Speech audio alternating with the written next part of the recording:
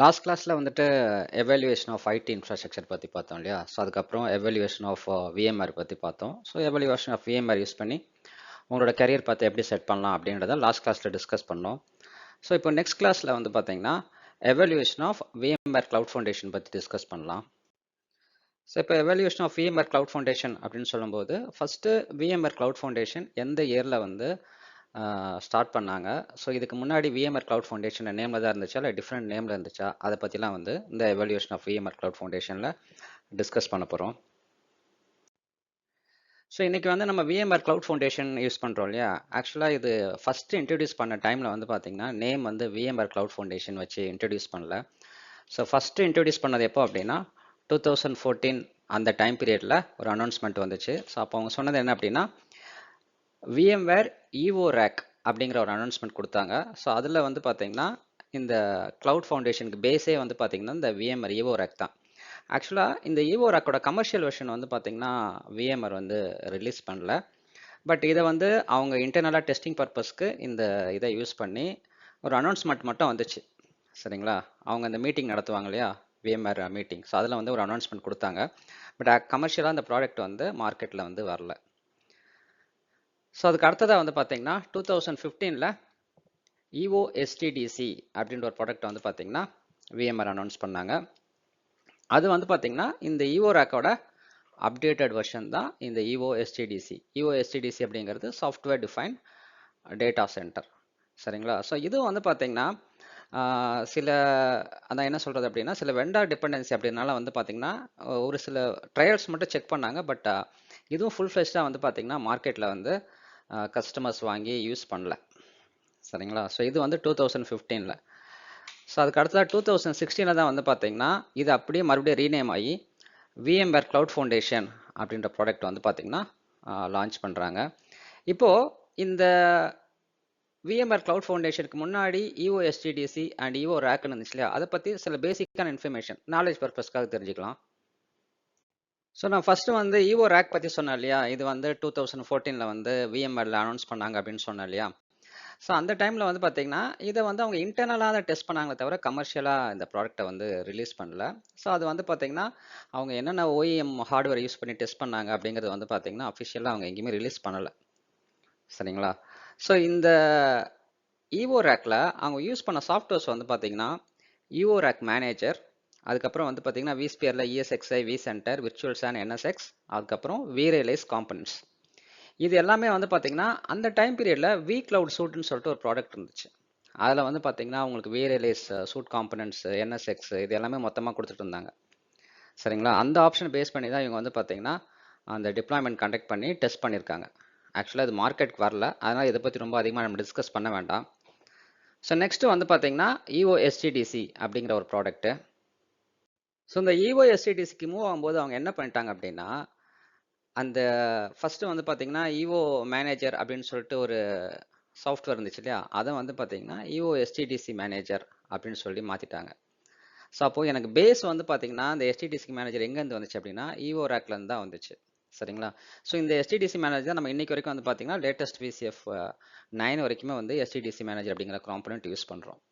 அப்போது EVO STDC மேனேஜரில் அவங்க என்னென்ன காம்பனண்ட்லாம் கொடுத்தாங்க அப்படின்னா STDC மேனேஜர், vRealize சூட், இதில் வந்து பார்த்தீங்கன்னா vRealize Aria operations manager, log insight, network insight, அதுக்கப்புறம் vRealize ஆட்டோமேஷன், vRealize ஆர்கெஸ்ட்ரேட்டர், இது மாதிரி எல்லா காம்பனண்ட்ஸும் வந்து பார்த்தீங்கன்னா இதில் வந்துடும் அந்த மேனேஜ்மெண்ட் கேட்டகரியில். நெட்வொர்க்கிங் NSX 6.2, அப்போ NSX-V தான் யூஸ் பண்ணிட்டு இருந்தாங்க. அதுக்கப்புறம் ஸ்டோரேஜ் வந்து பார்த்தீங்கன்னா Virtual SAN 6.1 அண்ட் கம்ப்யூட் பார்ட்டில் vSphere 6. இதுதான் அந்த டைம் டியூரேஷனில் இருந்த அந்த சாஃப்ட்வேர் லிஸ்ட் அந்த VMware EVO STDC யூஸ் பண்ணும்போது. சரிங்களா? சரி, இதுக்கு வந்து என்ன ஹார்ட்வேர் யூஸ் பண்ணாங்க அப்படிங்கிறத நெக்ஸ்ட் ஸ்லைடில் பார்க்கலாம். ஸோ இதில் வந்து பார்த்தீங்கன்னா இவங்க வந்து மல்டிபிள் வெண்டாரோட ஹார்ட்வேர்ஸ் வந்து யூஸ் பண்ணாங்க. அதில் ஸ்பெசிஃபிக்காக ஒரு 4 வெண்டார் இருக்காங்க. அது என்ன வெண்டார் அப்படின்றத நெக்ஸ்ட் ஸ்லைடில் சொல்கிறேன். சரிங்களா? ஸோ இதில் ஒரு என்ன டிபெண்டன்சி அப்படின்னா இந்த வெண்டார் தான் வந்து பார்த்தீங்கன்னா உங்களுக்கு அந்த கம்ப்ளீட் ஹார்ட்வேர் இனிஷியல் டிப்ளாய்மெண்ட்டு, அதாவது எல்லாமே வந்து பார்த்தீங்கன்னா ப்ரீ இன்ஸ்டால்டு. சரிங்களா? அண்ட் இது வந்து பார்த்தீங்கன்னா அந்த ஸ்பெசிஃபிக் வெண்டார் தான் உங்களுக்கு வந்து பண்ணி கொடுக்க முடியும் அப்படின்ற மாதிரி ஒரு டிபெண்டன்சி வச்சுட்டாங்க. சப்போஸ் நான் இந்த வெண்டாரோட ஸ்பெசிஃபிக் ஹார்ட்வேர் வாங்கலைன்னா நான் STDC போக முடியாது அப்படிங்கிற ஒரு டிபெண்டன்சி வந்து இருந்தது. இப்போ கஸ்டமர் வந்து அவங்களோட ஓன் ஹார்ட்வேர் எடுத்துகிட்டு வந்து நம்ம வந்து எஸ்டிடிசி பில்டு பண்ணலாமா அப்படின்னா இதில் முடியாது. சரிங்களா? ஸோ இது எஸ்டிடிஎஸோட கீ காம்பனன்ட்ஸ் என்னென்ன கொடுத்துருக்காங்கன்னு சொல்லிட்டு இதில் ஹாரிசான் சுட்டு vRealize automation operations login set NSX virtual SAN vSphere enterprise plus இது எல்லாமே வந்து இருக்கு. ஸோ இதில் பார்ட்னர் எதனா ஆஃபர் பண்ணுறாங்க அப்படின்னா அதாவது ஹார்ட்வேர் வெண்டார் மேனேஜ்மெண்ட் சுவிட்சு டாப் ஆஃப் ரேக் சுவிட்சு இன்டர் ரேக் ஸ்பைன் சுவிட்சு அதுக்கப்புறம் ரேக்மெண்ட் servers and storage rack power distribution இது எல்லாமே வந்து பார்த்தீங்கன்னா அந்த ஸ்பெசிஃபிக் வெண்டாரே இந்த ப்ராடக்ட்டோட சேர்த்து மொத்தமாக ஆஃபர் பண்ணிடுறாங்க. ஸோ அதுதான் வந்து பார்த்தீங்கன்னா ரைட் ஹேண்ட் சைடில் ஒரு ஸ்க்ரீன்ஷாட் போட்டிருக்கேன் விஎக்ஸ் ரேக் அப்படின்னு சொல்லிட்டு. இந்த எஸ்டிடிசியில் விஎக்ஸ் ரேக்ஸ் தான் வந்து பார்த்தீங்கன்னா அவங்க அதிகமாக அந்த டைம் பீரியடில் மார்க்கெட் பண்ணாங்க. ஸோ இது இல்லாமல் வேறு ஏதாவது வெண்டார் வந்து ஈவோ எஸ்டிடிஸோட அட்டாச் ஆயிருந்தது அப்படின்னு கேட்டிங்கன்னா அட்டாச் ஆயிருந்தது, அதுவும் நான் ஷேர் பண்ணுறேன். ஸோ இதில் வந்து பார்த்தீங்கன்னா மற்ற ஓஇஎம் சொல்லும்போது நமக்கு வந்து டெல் இஎம்சி பிரைமரி அவங்களோட விஎக்ஸ் ஸ்டைல் ரேக் ப்ராடக்ட் தான் வந்து எஸ்டிடிசிக்கு பிரைமரி. அதுக்கப்புறம் வந்து பார்த்தீங்கன்னா QCT அப்படின்னு ஒரு வெண்டார் இருந்தாங்க. அதுக்கப்புறம் ஹெச்பி வெண்டார் நமக்கு எல்லாருக்கும் தெரியும் இல்லையா. அதுக்கப்புறம் சூப்பர் மைக்ரோ. இந்த 4 வெண்டார் தான் வந்து பார்த்தீங்கன்னா இதுக்கு வந்து ஹார்ட்வேர் வந்து ஆஃபர் பண்ணாங்க. பட் இதுவும் வந்து பார்த்தீங்கன்னா ஒரு ட்ரையல் மாதிரி தான் வந்து பார்த்தீங்கன்னா மார்க்கெட்டில் லான்ச் ஆச்சு. அதுக்கப்புறம் வித்தின் இயர் வந்து பார்த்தீங்கன்னா இந்த ப்ராடக்ட்டும் மூட் அவுட் ஆயிடுச்சு.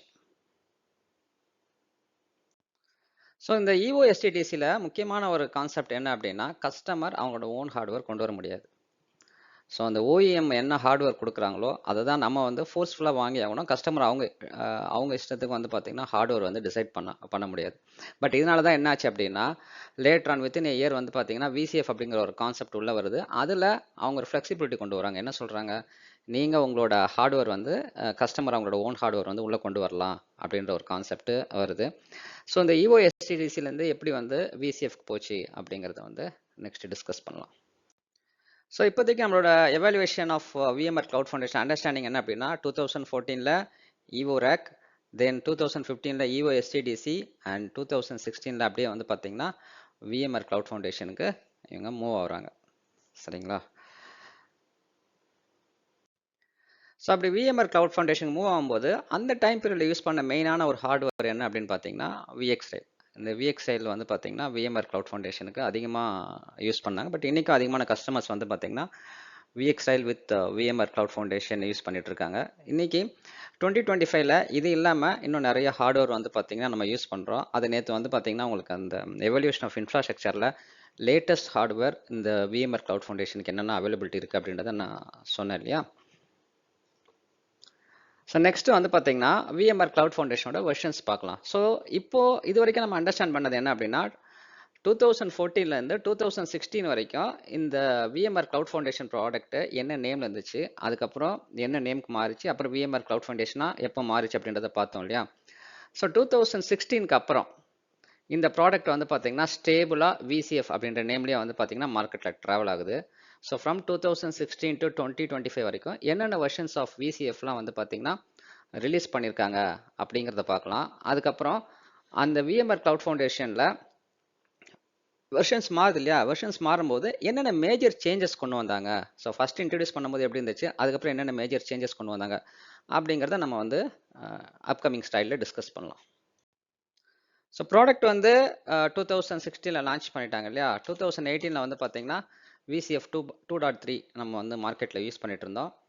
நான் இது வந்து மார்க்கெட்டில் யூஸ் பண்ணதை வச்சு நான் போட்டிருக்கேன். சரிங்களா?